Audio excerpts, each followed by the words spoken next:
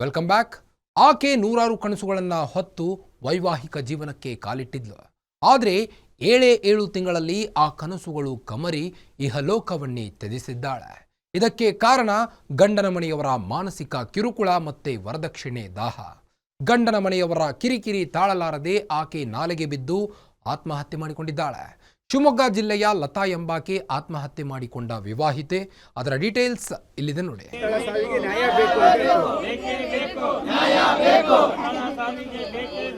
ಯುವತಿ ಮೃತದೇಹ ಪತ್ತೆಯಾದ ಜಾಗದಲ್ಲಿ ಹುಡುಕಾಟ ನಡೆಸುತ್ತಿರೋ ಪೊಲೀಸರು ಬೇಕೇ ಬೇಕು, ನ್ಯಾಯ ಬೇಕು ಅಂತ ಫೋಟೋಗಳನ್ನು ಹಿಡಿದು ಪ್ರತಿಭಟನೆ ಮಾಡ್ತಿರೋ ಸಂಬಂಧಿಕರು, ಪ್ರತಿಭಟನಾ ಸ್ಥಳಕ್ಕೆ ಭೇಟಿ ನೀಡಿ ನ್ಯಾಯದ ಭರವಸೆ ನೀಡಿರೋ ಭದ್ರಾವತಿ ತಹಶೀಲ್ದಾರ್. ಈ ದೃಶ್ಯಗಳು ಕಂಡು ಬಂದಿದ್ದು ಶಿವಮೊಗ್ಗದ ಪ್ರತಿಷ್ಠಿತ ಮೆಗ್ಗಾನ್ ಆಸ್ಪತ್ರೆ ಆವರಣದಲ್ಲೇ. ಇದಕ್ಕೆ ಕಾರಣ ನವವಿವಾಹಿತೆಯ ಆತ್ಮಹತ್ಯೆ. 7 ತಿಂಗಳ ಹಿಂದೆ ಸಪ್ತಪದಿ ತುಳಿದಿದ್ದ Latha Gururaj. Pre wedding photoshoot, ಅದ್ದೂರಿಯಾಗಿ ಮದುವೆ. ಈ ಫೋಟೋದಲ್ಲಿರೋ ದಂಪತಿಯ ಹೆಸರು ಲತಾ ಮತ್ತು ಗುರುರಾಜ್ ಅಂತ. 7 ತಿಂಗಳ ಹಿಂದೆ ಇವರ ವಿವಾಹ ನಡೆದಿತ್ತು. ವಿವಾಹಕ್ಕೂ ಮೊದಲು ಸೂಪರ್ ಆಗಿರೋ ಪ್ರೀ ವೆಡ್ಡಿಂಗ್ ಶೂಟ್ ಕೂಡ ಮಾಡಿಸಿದ್ರು. ಲತಾ ಮೂಲತಃ ಶಿವಮೊಗ್ಗ ಜಿಲ್ಲೆಯ ಭದ್ರಾವತಿ ತಾಲೂಕಿನ ಹಂಚಿನ ಸಿದ್ದಾಪುರ ಗ್ರಾಮದವರು. BSc B.Ed ವಿದ್ಯಾಭ್ಯಾಸ ಮಾಡಿದ್ರು. ಗುರುರಾಜ್ ಶಿಕಾರಿಪುರ ತಾಲೂಕಿನ ದಿಂಡದಹಳ್ಳಿ ಗ್ರಾಮಕ್ಕೆ ಸೇರಿದವನಾಗಿದ್ದು KPCLನಲ್ಲಿ ಸಹಾಯಕ ಕಾರ್ಯಪಾಲಕ ಇಂಜಿನಿಯರ್ ಆಗಿದ್ದ. ಇಬ್ಬರದ್ದು ಹೇಳಿ ಮಾಡಿಸಿದ ಜೋಡಿಯಂತಿತ್ತು. ಮದುವೆಗೂ ಮೊದಲು ಭರ್ಜರಿ ಫೋಟೋಶೂಟ್ ಮಾಡಿಸಿಕೊಂಡಿದ್ದ ಈ ಜೋಡಿಯ ನಡುವೆ ಒಳ್ಳೆಯ ತಾಳಮೇಳವಿತ್ತು. ಏಪ್ರಿಲ್ ತಿಂಗಳಲ್ಲಿ ಇಬ್ಬರು ದಾಂಪತ್ಯ ಜೀವನಕ್ಕೆ ಕಾಲಿಟ್ಟಿದ್ರು. ಮದುವೆಯಾದ ಮೊದಲ ದಿನದಿಂದಲೇ ಲತಾ ಜೀವನದಲ್ಲಿ ನರಕಯಾತನೆ ಶುರುವಾಗಿತ್ತು. ಹೊಸ ಜೀವನಕ್ಕೆ ಕಾಲಿಟ್ಟ ಸಂದರ್ಭದಲ್ಲಿ ಆ ಪರಿಸ್ಥಿತಿಗೆ ಹೊಂದಿಕೊಳ್ಳೋಕೆ ಕಷ್ಟವಾಗುತ್ತೆ. ಈ ಸಮಯದಲ್ಲಿ ಪತಿಯಾದವನು ಪತ್ನಿಯ ಬೆನ್ನಿಗೆ ನಿಲ್ಲಬೇಕು. ಆದರೆ ಲತಾ ಜೀವನದಲ್ಲಿ ಇದು ಆಗಲೇ ಇಲ್ಲ. ಕಟ್ಟಿಕೊಂಡವನೇ ಆಕೆಯ ಕೈಬಿಟ್ಟಿದ್ದ. ಹೊಸ ಜೀವನ ಲತಾಗೆ ನರಕ ದರ್ಶನ ಮಾಡಿಸಿತ್ತು.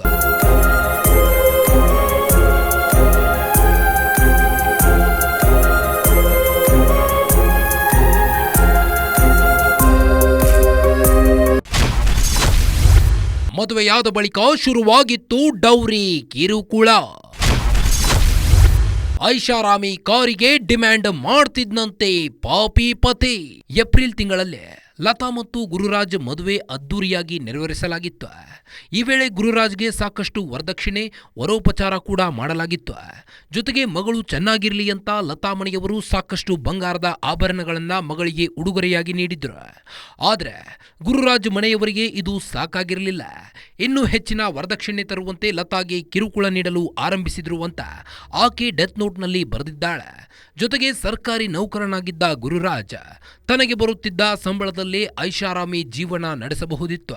ಅದನ್ನು ಬಿಟ್ಟು ತವರು ಮನೆಯಿಂದ ಐಷಾರಾಮಿ ಕಾರು ತರುವಂತೆ ಲತಾಗೆ ಕಿರುಕುಳ ನೀಡಿದ್ನಂತೆ. ನನ್ನ ಮಗಳು ಬಂದು ನನ್ನ ಮಗಳು ನೋಡಿದ ಮೇಲೆ ನಮ್ಮ ಮನೆ ನನ್ನ ಮಗಳು ನೋಡಿ ಅವನು ನನ್ನ ಮಗಳು ವಿಶ್ವಾಸಕ್ಕೆ ಪ್ರೀತಿಗೆ ನನ್ನ ಹೆಂಡತಿ ಚೆನ್ನಾಗಿಟ್ಕೋಬೇಕು ಅಂತ ಮದುವೆಗಿಲ್ಲಪ್ಪ. ಅವನು ಬಂಗಾರಕ್ಕೆ ದುಡ್ಡಿಗೆ ಹಿಂಗೆಲ್ಲ ಇದು ಮಾಡಿದ್ದಾನೆ. ಅವನೊಬ್ಬ ಆಫೀಸರಾಗಿ 30 ತೊಲ ಬಂಗಾರ ಯಾರೇ ಕೇಳ್ತಾರೇನಪ್ಪ, ತನ್ನ ಹೆಂಡತಿ ಚೆನ್ನಾಗಿ ಇಟ್ಕೊಳ್ಳೋಣಾದರೆ ನನ್ನ ಹೆಂಡತಿ ಚೆನ್ನಾಗಿ ಇಟ್ಕೊಳ್ಳೋಣ ಅಂತ ಇದು ಮಾಡ್ತಾನೆ. ಇವು 30 ತೊಲ ಬಂಗಾರ ಕೇಳಿದೆ, ಹೋಗ್ಲಿ ಬಿಡು ನನ್ನ ಮಗಳು ಚೆನ್ನಾಗಿರ್ತಾಳಲ್ಲ ಅಂತಂದು ಬಂಗಾರನೂ ಕೊಟ್ವಿ.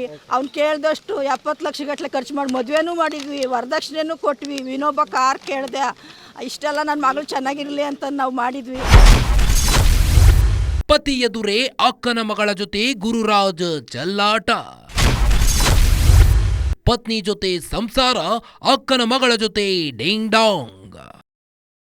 ಬಹುಶಃ ಗುರುರಾಜ್ ಲತಾಗೆ ವರದಕ್ಷಿಣೆ ಕಿರುಕುಳ ನೀಡಿದ್ರು. ಸಹಿಸಿಕೊಂಡು ಇರ್ತಿದ್ಲೋ ಏನೋ ಗೊತ್ತಿಲ್ಲ. ಆದರೆ ತನ್ನ ಕಣ್ಣೆದುರೇ ಗಂಡ ಪರಸ್ತ್ರೀ ಜೊತೆ ಚಕ್ಕಂದ ಆಡ್ತಿರುವುದು ಆಕೆಯ ಮನಸ್ಸಿಗೆ ಬಹಳ ಬೇಸರ ಮೂಡಿಸಿದೆ ಅನ್ನೋದು ಈಗ ಲತಾ ತಾಯಿ ರುದ್ರಮ್ಮ ಮಾಡಿರೋ ಆರೋಪವಾಗಿದೆ. ಗುರುರಾಜ್ ತನ್ನ ಅಕ್ಕನ ಮಗಳ ಜೊತೆ ಹೆಚ್ಚು ಸಲುಗೆ ಬೆಳೆಸಿಕೊಂಡಿದ್ದ. ಅವಳ ಜೊತೆ ಚಾಟಿಂಗ್, ಡೇಟಿಂಗ್ ಮಾಡ್ತಿದ್ದ ಅಂತ ರುದ್ರಮ್ಮ ಆರೋಪಿಸಿದ್ದಾರೆ. ಲತಾಳ ಕಣ್ಣೆದುರೇ ಗುರುರಾಜ್ ಅಕ್ಕನ ಮಗಳ ಜೊತೆ ಡಿಂಗ್ ಡಾಂಗ್ ಮಾಡ್ತಾ ಇದ್ದಿದ್ದನ್ನ ಕಂಡು ಬೇಸತ್ತು ಆಕೆ ಆತ್ಮಹತ್ಯೆ ಮಾಡಿಕೊಂಡಿದ್ದಾಳೆ ಅಂತ ರುದ್ರಮ್ಮ ಆರೋಪಿಸಿದ್ದಾರೆ. ಮದುವೆ ತಾಳಿ ಕಟ್ಟಿದ ಕ್ಷಣದಿಂದನೇ ಅಷ್ಟೆಲ್ಲ ಮಾಡಿ ಮದುವೆಗೆ ಎಲ್ಲ ಜನನೂ ಬಂದಿದ್ದಾರೆ, ಎಲ್ಲ ನೋಡಿದ್ದಾರೆ. ಆದರೂ ಈ ಸ್ವೀಟ್ ಆ ಸ್ವೀಟ್ ಆ ಅಡುಗೆನೇ ಮಾಡಿಸ್ಬೇಕು, ಈ ಅಡುಗೆನೇ ಮಾಡಿಸ್ಬೇಕು ಅಂತ ತಾಳಿ ಕಟ್ಟ ಗಂಡನಿಂದ ಹಿಡಿದು ಅವರ ಅಕ್ಕ ತಂಗಿಯರೆಲ್ಲ ಸೇರ್ಕೊಂಡು ಅವ್ರ ಅಮ್ಮ ಎಲ್ಲರೂ ಹಿಂಗೆ ಮೊಮ್ಮಗಳು ಮಾಡ್ಕೊಳ್ಳೋಳು. ಮೊಮ್ಮಗಳು ನಮ್ಮನೆಗೆ ಯಾಕಪ್ಪ ಬರ್ಬೇಕಿತ್ತಕ್ಕೆ ನನ್ನ ಮಗಳನ್ನ ಮದುವೆದಾಗ ತಾಳಿ ಕಟ್ಟಿದ್ದು ದಿನದಿಸ್ತಾನೆ ನನ್ನ ಮಗಳಿಗೆ ಅತ್ತೆ ಅವ್ರ ಅಕ್ಕ ತಂಗಿಯರು ತಾಳಿ ಕಟ್ಟಿದ ಗಂಡ ಮಾಡಬಾರ್ದು ಹಿಂಸೆನೆಲ್ಲ ಮಾಡಿದ್ದಾರೆ. ವಾಟ್ಸಾಪ್ನಲ್ಲಿ ಡೆತ್ ನೋಟ್ ಬರೆದಿಟ್ಟು ಲತಾ ಆತ್ಮಹತ್ಯೆ. ಗಂಡನ ಮನೆಯವರಿಗೆ ಶಿಕ್ಷೆ ಕೊಡಿಸಿ ಅಂತ ಲತಾ ಮನವಿ. ಗಂಡನ ಮನೆಯಲ್ಲಿ ಕಿರುಕುಳ ಹೆಚ್ಚಾಗುತ್ತಿದ್ದಂತೆ ಲತಾ ಬೇಸತ್ತು ತವರು ಮನೆಗೆ ಬಂದಿದ್ಲು. ಗಂಡನ ಮನೆಯವರ ಕಿರುಕುಳ ಇನ್ನೂ ಸಹಿಸಲು ಸಾಧ್ಯವಿಲ್ಲ ಅನ್ನೋ ಹಂತಕ್ಕೆ ಬಂದಿದ್ದಂತ ಲತಾ 7 ತಿಂಗಳಾದರೂ ಗಂಡ ಮತ್ತು ಗಂಡನ ಮನೆಯವರ ವರ್ತನೆಯಲ್ಲಿ ಒಂದೇ ಒಂದು ಚೂರು ಬದಲಾವಣೆ ಕೂಡ ಕಂಡು ಬಂದಿರಲಿಲ್ಲ. ಇದರಿಂದ ಬೇಸತ್ತ ಲತಾ ಜೀವನವೇ ಬೇಡ ಅನ್ನೋ ನಿರ್ಧಾರ ಕೈಗೊಂಡಿದ್ಲು. ಹೀಗಾಗಿ ವಾಟ್ಸಪ್ ಮೂಲಕ ಡೆತ್ ನೋಟ್ ಬರೆದಿಟ್ಟು ಹಂಚಿನ ಸಿದ್ದಾಪುರ ಬಳಿಯ ಭದ್ರಾ ನಾಲೆಗೆ ಹಾರಿ ಜೀವ ಕಳೆದುಕೊಂಡಿದ್ದಾಳೆ. ಆಫ್ಟರ್ ಮ್ಯಾರೇಜು ಯಾವ ರೀತಿ ನನಗೆ ಸಮಸ್ಯೆ ಆಯಿತು ಮತ್ತು ಯಾರ ಕಡೆಯಿಂದ ಸಮಸ್ಯೆ ಆಯಿತು, ಹೇಗೆ ಸಮಸ್ಯೆ ಆಯಿತು, ಅದರಿಂದ ನಾನು ಹೇಗೆ ನೊಂದೆ, ಇಷ್ಟು ತಿಂಗಳು ನಾನು ಯಾರ ಹತ್ರನೆಲ್ಲ ಈ ಥರ ಎಲ್ಲ ನನಗೆ ಚುಚ್ಚಿ ಮಾತಾಡ್ತಿದ್ದಾರೆ ಅಂತ ಹೇಳಿ ನಾನು ಯಾರ ಹತ್ರನೆಲ್ಲ ಅವರ ಅಮ್ಮನ ಹತ್ರ, ಅವ್ರ ಅಕ್ಕನ ಹತ್ರ, ಅವ್ರ ತಮ್ಮನ ಹತ್ರ, ಮಾವರ ಹತ್ರ ಎಲ್ಲದೂ ಮಾತಾಡಿದ್ದೀನಿ. ಆದರೂ ನನಗೆ ಅವರು ಒನ್ ಟೈಮ್ ಬಂದಿದ್ದರು ನಮ್ಮ ಮನೆಗೆ. ಆದರೂ ಅವರು ಏನಾಯಿತು, ಅವ್ರು ಏನು ಮಾಡ್ತಿದ್ದಾರೆ ಅಂದರೆ ನಂಬಿಸ್ತಿದ್ದಾರೆ ನಿಮ್ಮನ್ನು. ಅವರು ನಾಟಕೀಯವಾಗಿ ಅವರು ಭಾಳ ಈಗ ಹೆಂಗೆ ಉಸಿರುಗುಳ್ಳಿ ಬಣ್ಣ ಚೇಂಜ್ ಮಾಡುತ್ತೋ ಆ ಥರ ಬಣ್ಣ ಚೇಂಜ್ ಮಾಡಿಬಿಟ್ಟು ಸಾರ್ವಜನಿಕ ಜಾಸ್ತಿ ಜನ ಇದ್ದಾಗ ಅವ್ರ ಥರನೇ ಮಾತಾಡೋದು. ಹುಡುಗಿ ಒಬ್ಬಳೇ ಇದ್ದಾಗ ಅವರಿಗೆ ಹರಾಸ್ಮೆಂಟ್ ಮಾಡೋದು, ಮಾನಸಿಕವಾಗಿ ಕುಂದಿಸೋದು ಅಂದರೆ ಹೇಗೆ ಅಂದರೆ ಆಕೆ ಅವ್ರ ಮನೆಯವರ ಹೇಳ್ದಂಗೆ ಕೇಳಬೇಕು, ಆ ಥರ ಒಂದು ಮಾಡ್ಕೊಂಡು ಇಟ್ಕೊಬೇಕು ಅಂತ ಒಂದು ಇಂಟೆನ್ಷನ್ ಸರ್. ಅವ್ರದ್ದು ಉದ್ದೇಶ ಇದ್ದಿದ್ದು ಇಷ್ಟೇ. ಲತಾ ಸಾವಿಗೆ ನ್ಯಾಯ ಕೊಡಿಸಿ ಎಂದು ಗ್ರಾಮಸ್ಥರ ಆಗ್ರಹ. ಕೂಡಲೇ ಆರೋಪಿಗಳನ್ನ ಬಂಧಿಸಬೇಕು ಎಂದು ಪಟ್ಟು. ಭದ್ರಾವತಿ ತಾಲೂಕು ಹಂಚಿನ ಸಿದ್ದಾಪುರದ ಯುವತಿ ಲತಾ ಮೃತಪಟ್ಟಿದ್ದಾಳೆ ಅಂತ ಗೊತ್ತಾಗುತ್ತಿದ್ದಂತೆ ಗ್ರಾಮಸ್ಥರು ಶಿವಮೊಗ್ಗದ ಮೆಗ್ಗಾನ್ ಆಸ್ಪತ್ರೆ ಬಳಿ ಸೇರಿದ್ರು. ಮೆಗ್ಗಾನ್ ಎದುರು ಪ್ರತಿಭಟನೆ ನಡೆಸಿದ್ರು. ಈ ವೇಳೆ ಮಾತನಾಡಿದ ಹಂಚಿನ ಸಿದ್ದಾಪುರ ಗ್ರಾಮಸ್ಥ ವೀರೇಶ್, ಲತಾ ಸಾವಿಗೆ ನ್ಯಾಯ ಕೊಡಿಸಿ ಅಂತ ಸರ್ಕಾರವನ್ನ ಒತ್ತಾಯಿಸಿದ್ದಾರೆ. ಅಲ್ಲದೆ ಕೂಡಲೇ ಆರೋಪಿಗಳನ್ನ ಬಂಧಿಸಿ ಕ್ರಮ ಕೈಗೊಳ್ಳಿ ಅಂತ ಆಗ್ರಹಿಸಿದ್ದಾರೆ. ಜೊತೆಗೆ ಹೆಣ್ಣು ಮಕ್ಕಳನ್ನ ಮದುವೆ ಮಾಡಿಕೊಡು ಮುನ್ನ ಎಚ್ಚರವಿರಲಿ ಅಂತ ಸಮಾಜಕ್ಕೆ ಮನವಿ ಮಾಡಿದ್ದಾರೆ. ಸರ್ಕಾರವನ್ನು ಒತ್ತಾಯ ಮಾಡ್ತೀವಿ. ಈ ಪ್ರಕರಣವನ್ನು ಸರ್ಕಾರ ಗಂಭೀರವಾಗಿ ಪರಿಗಣಿಸಬೇಕು. ಆರೋಪಿತರನ್ನ ತತ್ಕ್ಷಣವೇ ಬಂಧನ ಮಾಡಬೇಕು ಮತ್ತು ಅವರಿಗೆ ಕಠಿಣವಾಗಿ ಶಿಕ್ಷೆ ಕೊಡಿಸೋವಂಥ ಕೆಲಸನ ಸರ್ಕಾರ ಮಾಡಬೇಕು ಅಂತೇಳಿ ಸರ್ಕಾರವನ್ನು ಒತ್ತಾಯ ಮಾಡ್ತೀವಿ. ಅಲ್ಲದೆ ಸಮಾಜಕ್ಕೂ ಕೂಡ ಇನ್ನೊಂದು ನಾವು ಹೇಳಬೇಕಾಗತ್ತೆ, ಯಾರೂ ಕೂಡ ದಯಮಾಡಿ ಸರ್ಕಾರಿ ನೌಕರನೇ ಇರಬೇಕು, ದೊಡ್ಡ ಹಣಕಾಸಿದ್ದವನೇ ಆಗಬೇಕು, ದೊಡ್ಡ ಮಂತಂದವರಿಗೆ ಕೊಡಬೇಕು ಅಂತ ಯೋಚನೆ ಮಾಡಬೇಡ್ರಿ. ಹಳ್ಳಿ ಮಕ್ಕಳನ್ನ 2 ಎಕರೆ 1 ಎಕರೆ ಜಮೀನು ಇಟ್ಕೊಂಡು ನೆಮ್ಮದಿಯಾಗಿ ಬದುಕಬಹುದು. ಇವತ್ತು ಮೆಗ್ಗಾನ್ ಆಸ್ಪತ್ರೆ ಶವಾಗಾರದಲ್ಲಿ ತಹಶೀಲ್ದಾರ್ ಮಹಜರು. ವರದಕ್ಷಿಣೆ ಕಿರುಕುಳ ಆರೋಪ ಮಾಡಿದ್ದಾರೆ ಎಂಬ ಮಾಹಿತಿ. ಹೊಳೆಹೊನ್ನೂರು ಪೊಲೀಸರು ಭದ್ರಾವತಿ ತಹಶೀಲ್ದಾರ್ ಪರಶುರಾಮ್ಗೆ ಮಾಹಿತಿ ನೀಡಿದ್ರು.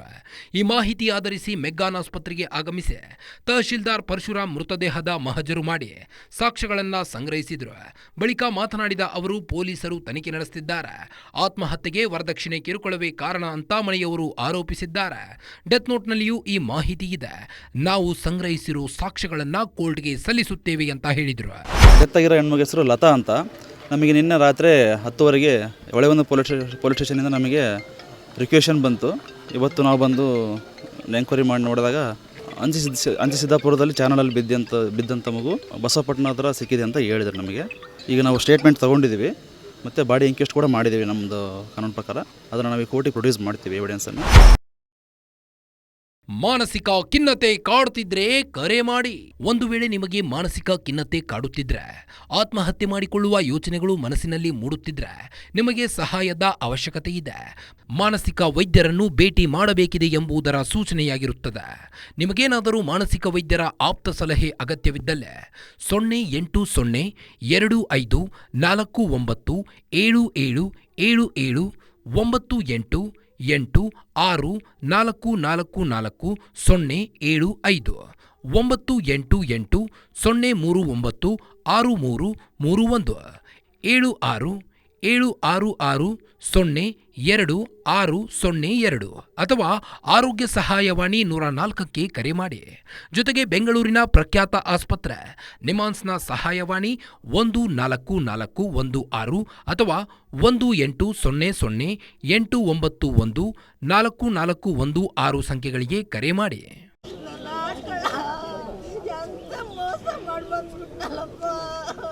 ನೂರಾರು ಕನಸುಗಳನ್ನು ಹೊತ್ತು ದಾಂಪತ್ಯ ಜೀವನಕ್ಕೆ ಕಾಲಿಟ್ಟಿದ್ದ ಲತಾ 7 ತಿಂಗಳಲ್ಲಿ ಜೀವನದ ಪಯಣವನ್ನೇ ಮುಗಿಸಿದ್ದಾರೆ. ಗಂಡನ ಮನೆಯವರ ನಿರಂತರ ಕಿರುಕುಳ, ಕಣ್ಣೆದುರೇ ಅಕ್ಕನ ಮಗಳ ಜೊತೆ ಗಂಡನ ಡಿಂಗ್ ಡಾಂಗ್ ಎಲ್ಲವನ್ನ ಕಂಡು ಲತಾ ಬೇಸತ್ತು ಹೋಗಿದ್ಲು. ಈ ಮೂಲಕ ತಾನು ಕಂಡಿದ್ದ ಕನಸುಗಳು ನುಚ್ಚು ನೂರಾಗಿವೆ ಅನ್ನೋದು ಗೊತ್ತಾಗುತ್ತಿದ್ದಂತೆ ಆಕೆ ಆತ್ಮಹತ್ಯೆ ಮಾಡಿಕೊಂಡಳು ನಿರ್ಧಾರಕ್ಕೆ ಬಂದಿದ್ಲು.